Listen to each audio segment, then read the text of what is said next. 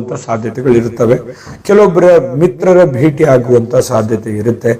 ಆರೋಗ್ಯದಲ್ಲಿ ಅನುಕೂಲತೆಗಳ ಇರುವಂತಹ ಫಲ ಆರೋಗ್ಯದ ಕಡೆ ಹೆಚ್ಚಿನ ಗಮನ ಕೊಟ್ರೆ ಇರುತ್ತೆ.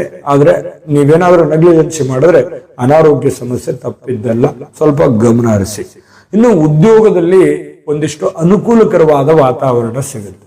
ಅಂದ್ರೆ ನೀವು ಮಾಡುವಂತ ಕೆಲಸ ಕಾರ್ಯಗಳಲ್ಲಿ ಎಷ್ಟೇ ಸವಾಲುಗಳಿದ್ರೂ ಕೂಡ ಅದನ್ನ ಸುಲಭ ಮಾಡಿಕೊಳ್ಳುವಂತ, ಯಾಕಂತಂದ್ರೆ ನಿಮ್ಮ ಪ್ರಯತ್ನದ ಫಲದಿಂದ, ನಿಮ್ಮ ಶ್ರಮ ಆ ತರ ಇರುತ್ತೆ. ಆ ಶ್ರಮದ ಬಲದಿಂದಾಗಿ ನಿಮ್ಮ ಕೆಲಸದಲ್ಲಿ ಬಹಳಷ್ಟು ಅನುಕೂಲಕರವಾದಂತ ಫಲ ನಿಮಗೆ ಸಿಗುತ್ತೆ. ಇನ್ನು ಈ ತಿಂಗಳಲ್ಲಿ ಈ ಕಷ್ಟಗಳ ಮಧ್ಯದಲ್ಲಿಯೇ ಧನಲಾಭ ಆಗುವಂತಹ ಸಾಧ್ಯತೆಗಳು ಕಂಡು ಬರ್ತಾ ಇರತಕ್ಕಂಥದ್ದು. ಇದು ಕೂಡ ಬಹಳ ಒಳ್ಳೆ ಫಲ ಅಂತ ಹೇಳಬಹುದು.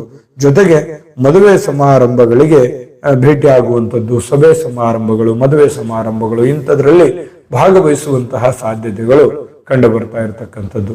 ಇನ್ನು ಈ ಕಚೇರಿ ಬದಲಾವಣೆಗಳಾಗುವಂತಹ ಸನ್ನಿವೇಶಗಳು ಕಂಡು ಬರುತ್ತೆ. ಅತಿಥಿಗಳ ಆಗಮನದಿಂದ ಸಂತಸದ ವಾತಾವರಣ ಸೃಷ್ಟಿಯಾಗುವಂಥದ್ದು.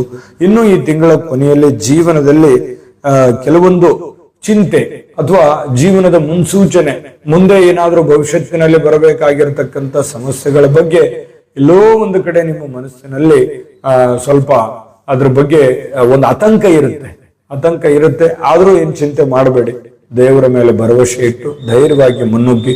ಕೆಲವೊಂದು ಪರಿಹಾರಗಳನ್ನು ಕೂಡ ನಾನು ಈ ವಿಡಿಯೋದಲ್ಲಿ ತಿಳಿಸ್ಕೊಡ್ತೇನೆ, ಅದನ್ನು ಮಾಡಿ.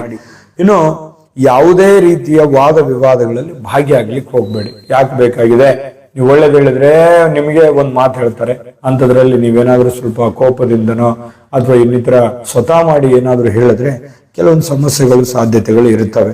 ಸರ್ಕಾರಕ್ಕೆ ಸಂಬಂಧಿಸಿರತಕ್ಕಂತ ಕೆಲಸಗಳಲ್ಲಿ ನಿಮಗೆ ಜಯ ಸಿಗುವಂತ ಸಾಧ್ಯತೆ ಇರುತ್ತೆ. ಇದು ಒಳ್ಳೆ ಬೆಳವಣಿಗೆ. ಸಂದರ್ಶನದಲ್ಲೂ ಕೂಡ ನಿಮಗೆ ಯಶಸ್ಸು ಸಿಗುತ್ತೆ.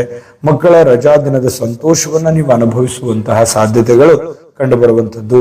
ಇನ್ನು ಹೊಸತನ್ನ ಕಲಿಯುವಂತಹ ಹುಮ್ಮಸ್ ಇರುತ್ತೆ ನಿಮ್ಮಲ್ಲಿ, ಏನೋ ಒಂಥರ ಎಜುಕೇಟೆಡ್ ಆಗುವಂಥದ್ದು.